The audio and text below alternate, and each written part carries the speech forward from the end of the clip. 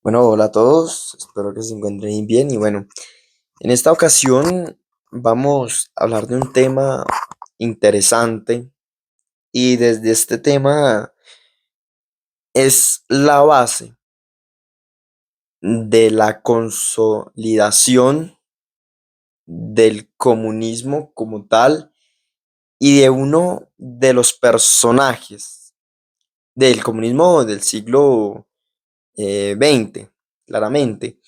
Uno de los personajes más importantes, Vladimir Lenin, este personaje em, tradicional del comunismo que junto a Marx, Engels y compañía son los creadores, como tal, y bueno, también Trotsky, bueno, muchas personas en realidad son las fundadoras y creadoras, diría no creadoras, sino consolidadoras de el comunismo.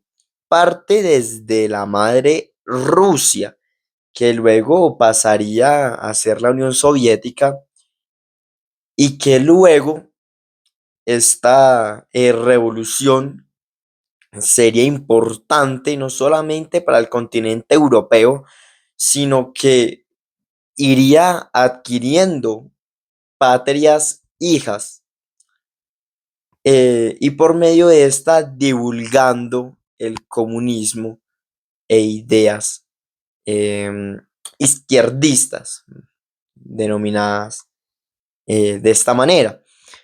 Bueno, antes de iniciar, hay que tener en cuenta que una de las patrias hijas del comunismo de Rusia es Cuba, la cual es la traductora de, de la idea europea para Centro em, y Sudamérica.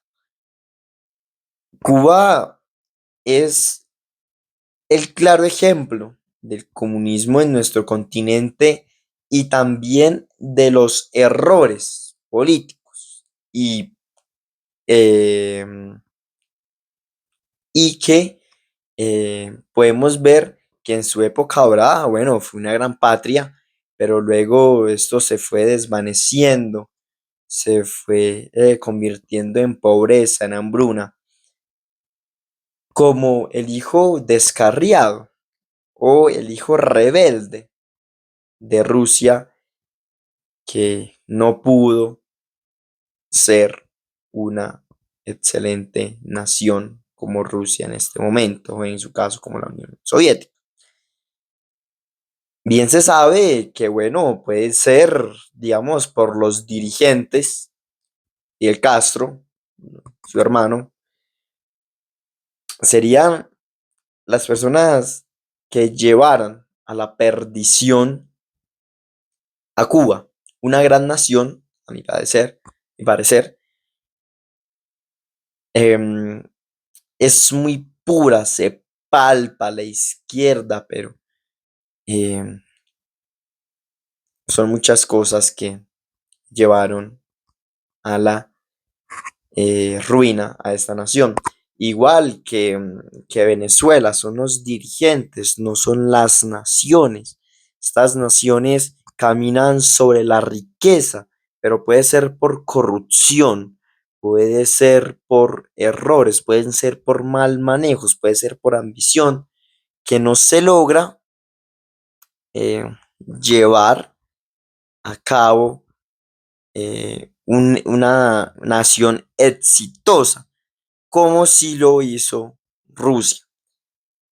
Em, bueno, estas son de las izquierdas, de las naciones comunistas o socialistas, que para el buen izquierdista y no el izquierdista cerrado, radical, sino para el izquierdista consciente, al izquierdista crítico, constructivo y destructivo también, que dice, yo soy de izquierda, pero en la izquierda no apoyo estos regímenes, estas Em,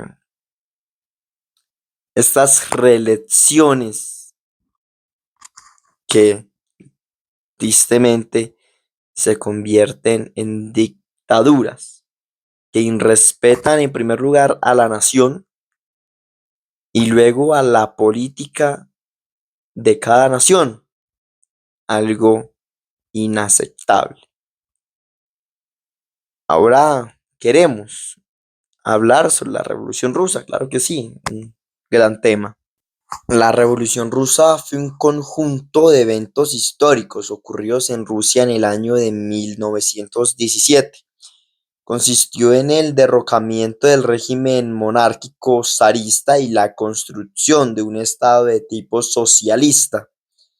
La Rusia comunista recibió el nombre de República Socialista Federativa Soviética de Rusia y desde 1922 se convirtió en el centro de la Unión de las Repúblicas Socialistas Soviéticas URSS, la Unión Soviética.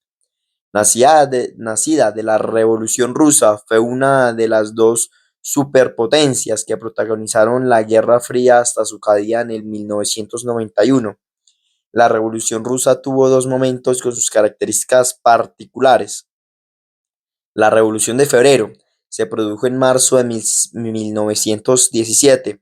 Febrero, según el calendario juniano que se usaba en Rusia en esa época, puso fin al reinado del zar Nicolás II y llevó a la conformación de un gobierno provisional integrado por liberales, socialistas y otros sectores políticos. La Revolución de Octubre ocurrió en noviembre de 1917. Octubre, según el calendario juniano, fue un golpe de estado con el que los bolcheviques, liderados por Vladimir Lenin, derrocaron al gobierno provisional e instauraron un gobierno socialista de tipo soviético, cuya principal institución fue el Sovnarkom, o Consejo de Comisarios del Pueblo. La Revolución Rusa fue un acontecimiento decisivo en la historia del siglo XX, pues se instauró el primer estado socialista en la historia. Despertó grandes simpatías en muchos sectores progresistas y revolucionarios del mundo, así como miedos y antagonismos en gobiernos conservadores, sectores burgueses y en grupos socialistas que rechazaban el autoritarismo del grupo bolchevique. Antes de la Revolución Rusa, el Imperio zarista era un estado esencialmente rural. 80% de la población vivía en el campo. Había un alto porcentaje de campesinos sin tierra, empobrecidos y receptivos a ideas revolucionarias. A principios del siglo XX, la derrota en la guerra ruso-japonesa de 1904 a 1905 incrementó el descontento social y la demanda de cambios. El zar Nicolás II encabezaba una autocracia y no atendía a los reclamos. Cuando un grupo de obreros se manifestó en 1905 junto al Palacio de Invierno, la Casa de Gobierno, para reclamar mejoras sociales y políticas, se produjo una represión por parte de la Guardia Imperial que provocó cientos de muertos y heridos, hecho conocido como el Domingo Sangriento. La consecuencia fue la Revolución de 1905, una oleada de protestas e insurrecciones en varias zonas del Imperio ruso, que forzaron al zar a aceptar el establecimiento de una asamblea legislativa, la Duma estatal y otras reformas políticas. Sin embargo, el zar conservó su poder e impuso muchas limitaciones a la Duma, por lo que el descontento se mantuvo hasta que se estallaron los hechos de 1917. Las causas de la Revolución Rusa fueron varias y se le puede resumir de la siguiente manera: la situación de opresión y pobreza a la que estaba sometida desde hacía mucho tiempo el campesinado de Rusia y de otras regiones del Imperio zarista, que, que contrastaba con la riqueza de los sectores nobles y terratenientes. Las sucesivas derrotas del ejército ruso en la Primera Guerra Mundial, que provocaron muchas bajas, y el fracaso en sostener un ritmo de producción por falta de mano de obra durante el conflicto, lo que desató una crisis económica que se tradujo en escasez de alimentos, hambre y un profundo descontento en los trabajadores y soldados. La corrupción e ineficiencia que algunos sectores políticos y sociales imputaban al gobierno zarista, que se mostraba incapaz de satisfacer las necesidades de las poblaciones obreras y campesinas, al mismo tiempo que aplicaba medidas represivas y limitaba la participación política. La actividad política de grupos sindicales, reformistas, revolucionarios, campesinos y obreros, tanto de tendencia socialista como liberal o nacionalista, que se habían hecho fuertes desde fines del siglo XIX y buscaban transformar la estructura política y social de Rusia. Otra razón es la llegada del invierno de 1917, que se volvió especialmente duro para la población del Imperio ruso debido a la escasez de alimentos ocasionada por la participación rusa en la guerra mundial. La Revolución rusa comprendió dos etapas que tuvieron lugar en marzo y noviembre de 1917, aunque reciben el nombre de los meses calculados según el calendario juniano que se empleaba en el Imperio ruso. Por esa razón son llamadas Revolución de Febrero y Revolución de Octubre. La Revolución de Febrero se inició con una huelga espontánea de los trabajadores de las fábricas de Petrogrado, actual San Petersburgo, a los que rápidamente se les juntaron otros sectores, como las mujeres que salieron a la calle a pedir pan. Cuando la policía se hizo insuficiente para contener las manifestaciones, el ejército asumió el rol represivo y asesinó a muchos manifestantes, pero varias de sus unidades terminaron sumándose a los insurrectos. El zar Nicolás II abdicó el 15 de marzo de 1917, aconsejado por el Estado Mayor ante la sublevación de los regimientos de la guarnición de Petrogrado, y su hermano, el duque Miguel Alexandrovich, rechazó la corona al día siguiente, lo que marcó el fin de la monarquía zarista. Se erigió un gobierno provisional compuesto por coaliciones de políticos liberales y socialistas moderados a lo largo de 5 gabinetes sucesivos. Estos gabinetes fracasaron en su intento de contener la crisis económica y social mientras continuaban con los esfuerzos de guerra, ya que se negaban a abandonar la Primera Guerra Mundial. El objetivo era gobernar hasta la elección democrática de representantes para una asamblea constituyente panrusa a finales de 1917. El gobierno provisional se debilitó ante la continuidad de la participación rusa en la Primera Guerra Mundial y la demora en la aplicación de las reformas que sectores sociales exigían. El ala más radical de los revolucionarios, el partido bolchevique, liderado por Vladimir Lenin, ganó partidarios a ritmo acelerado hacia el otoño de 1917 y logró controlar muchos soviets, consejeros obreros, especialmente el soviet de Petrogrado, lo que sentó las bases de la Revolución de Octubre.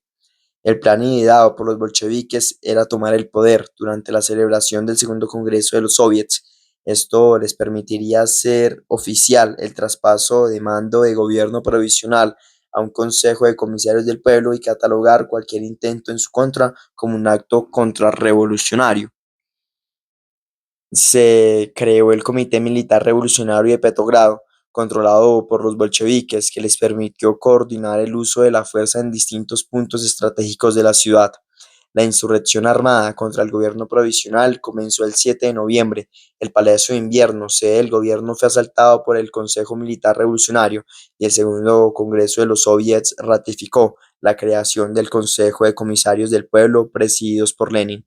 Con el gobierno bajo el mando de los bolcheviques se llevaron a cabo las elecciones para la Asamblea Constituyente Panrusa, en la que resultaron vencedores por un amplio margen los socialistas revolucionarios, 380 diputados, seguidos por los bolcheviques de 168 diputados y luego el resto de los partidos.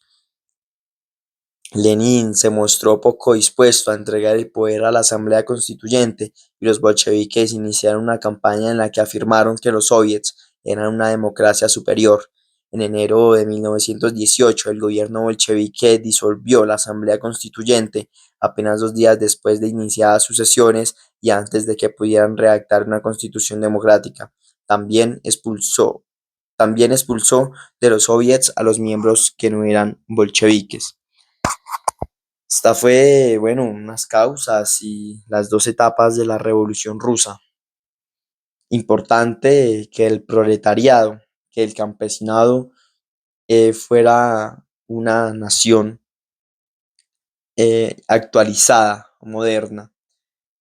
Han pasado poco más de 100 años y actualmente Rusia es una potencia mundial. ¿Sirvió la Revolución Rusa? Yo diría que sí. No siendo más, hasta la próxima.